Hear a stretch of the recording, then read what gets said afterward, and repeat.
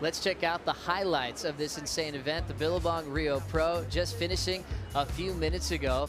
Highlight reel will start with the quarterfinals from the final day. Kelly Slater was on deck to surf against Adriano de Souza. We couldn't wait to get this thing started. Adriano de Souza brought his A game on the final day, opened up with a fantastic ride and really showing some variation. That end section turn, beautiful. Then Kelly started working after a little left-hander, 417, because he couldn't really come around the corner with that section coming down on him.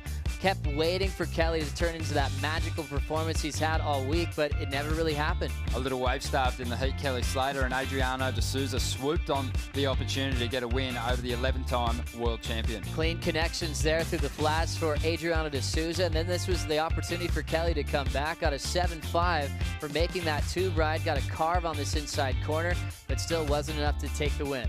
No, it wasn't, and Adriano de Souza powered on through. Had the hometown support too, and had a big old cheer as they celebrated his win and moved through to the semis. Interesting matchup in quarter number 2 with a little priority confusion. Ace Buchan stuck to his bank down the beach and got a couple of great tubes. 8-point ride for this one. Big start for Ace Buchan, but Medina, he just fought back so well, didn't he? Got himself a 10-point ride, took to the sky, big air there, and the judges dropped the big score really quickly. Well, you know, the barrel was good, but then look at the air on the loft. So much height, covering so much ground. It was an easy, perfect 10, and then Ace, but kept battling back and got a 6-point ride here. Yeah, nice little pit here from Ace. Didn't get the end section turn and was still chasing a big score coming into the final stages, but then this happened. This was the priority moment. Ace thought he had priority, hit it off the top. Gabriel thought he had priority, so took it off him there. The confusion went to the beach, and they had a big meeting with contest officials. There's a moment where we thought we'd have a resurf, but it still ended up going Medina's way. It did, and unfortunately for Ace there, but still his best ever finish in Brazil, making the quarterfinals, but Medina just powered on through, too strong. A lot of speed, and he got another reverse before this one came to a close, and that set up a dream matchup with Gabriel Medina taking on Adriano de Souza in that first semi-final of the day. The next quarter, though, was solid. Mick Fanning hit the lineup. Look, Mick Fanning turned up today, and I thought, wow, he could go all the way. Looked really sharp in his clash with Sebastian Zietz here. And then he got a 6-point ride on his forehand, clean exit of the tube, big wrapping carve in the pocket. A lot of the heats that Mick had, the surf went a little bit inconsistent and small, and he kept adapting to take smaller waves to get the scores he needed. Sebastian Zietz got himself back in the heat with this ride.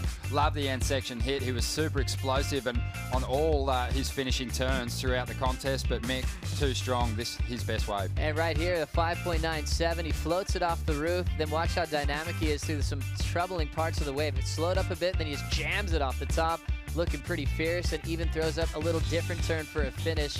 Changed ups every time, gave Mick the win into the semifinals.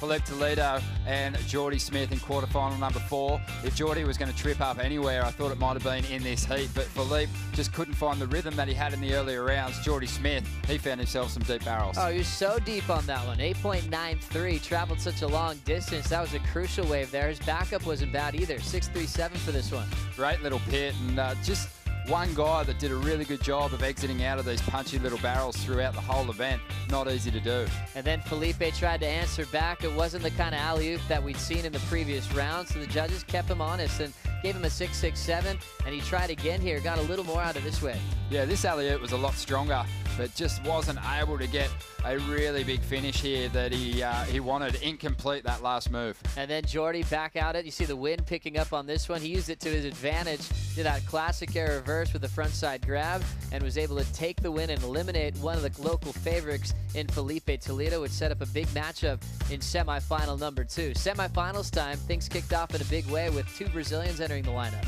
Yeah, loved this matchup. On paper, incredible, and didn't live up to all expectation. Gabriel Medina getting started early with a great backside air reverse. Then Adriano started hunting back. He got his moment for the slob reverse. 7.17 for that one maneuver section, and started the battle continued. Then Gabriel Medina went for the sky. Oh, this thing was pretty crazy.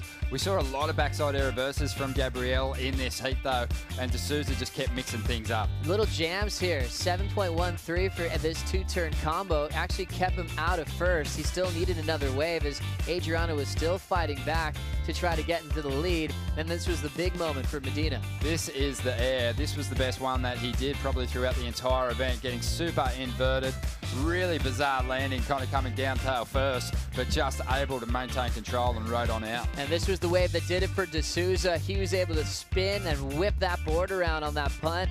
He kind of shocked himself, I think, on the landing or how quickly that tail went around. And 887 gave him the lead, but Medina had one more chance to try to fight back here. He did, and he went to his backside air reverse. It's a strong move for him, but on this occasion, not quite enough height, and he just fell a little short. The judge has seen a lot of these, and right there, just one backside reverse maneuver, nice and clean, but Adriano D'Souza got Medina again and moved on to be our first finalist here at the Billabong Rio Pro. Second semifinal was one to watch. Mick Fanning, he went to get the quick start on his rival in this one, Jordy Smith, but just took a couple of falls in the early stages and just couldn't really recover. Kept trying to hack his way into little air sections, but he kept going down. And right here, he got a 4.83 for this little backsider again, but still wasn't finding that same kind of mojo he had in the previous rounds. Jordy Smith was a little bit more selective, put himself on the best waves and got the best turns done. And as a result, collected a couple of decent scores in the 7-point range to get the win. Even this one right here, this was just a 4-ranger, 4.27 for this one as he popped this one off the top, but he had so much control on the rights, using this air wind to his advantage. Nice little nose pick reverse into the flats. He was able to eliminate two-time world champ Mick Fanning and get a spot into the final. And what a final it was. Great matchup. Two of the form surfers of the 2013 season battling it out for a win in front of a huge crowd. Well, we had Jordy start off selective, and just like Adriano, he started running around the lineup, started building some momentum, a 4.67 for that ride, but he started heating up a bit.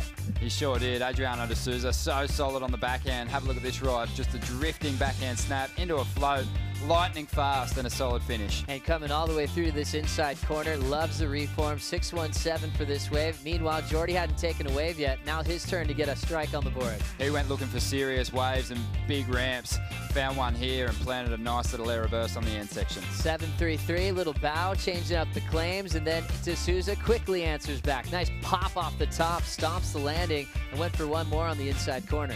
Underrated above the lip, Adriano D'Souza, especially with those frontside air reverses. He planted a couple of really solid ones throughout the event and even nailed a few in the final. And then things opened up. The stalefish attempt from Jordy Smith went well. Spins it around, gets to the inside, jams it off the top, and then stomps the float for a nice and clean 8.50.